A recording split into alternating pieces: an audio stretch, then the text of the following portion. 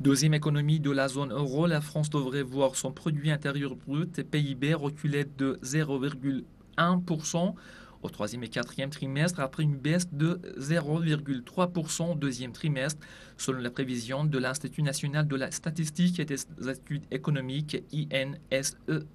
publiée vendredi.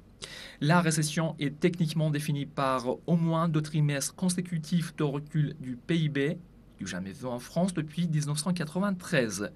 La ministre des Finances, Christine Lagarde, si elle n'a pas employé le terme de récession, a pour sa part admis que le risque d'une croissance négative à l'automne pour le deuxième trimestre consécutif est désormais réel. Préoccupés depuis des mois par la baisse de leur pouvoir d'achat, les Français vont ainsi subir de plein fouet les conséquences de la crise financière internationale et sont, selon un sondage publié vendredi, 86% à redouter ses effets sur le chômage. Selon les chiffres de l'INSEE, 52 000 employés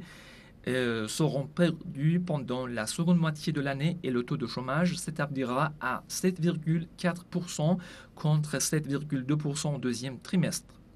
L'opposition socialiste méfiante à l'appel à l'unité nationale lancé par le Premier ministre François Fillon profite de la crise pour enfoncer un clou dans les choix économiques du président Nicolas Sarkozy qui se sont révélés, selon elle, inefficaces et injustes, notamment en matière fiscale.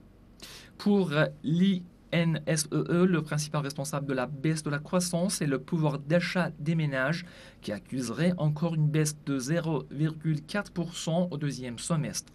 Ce facteur s'ajoute au durcissement des conditions du crédit liées à la crise financière internationale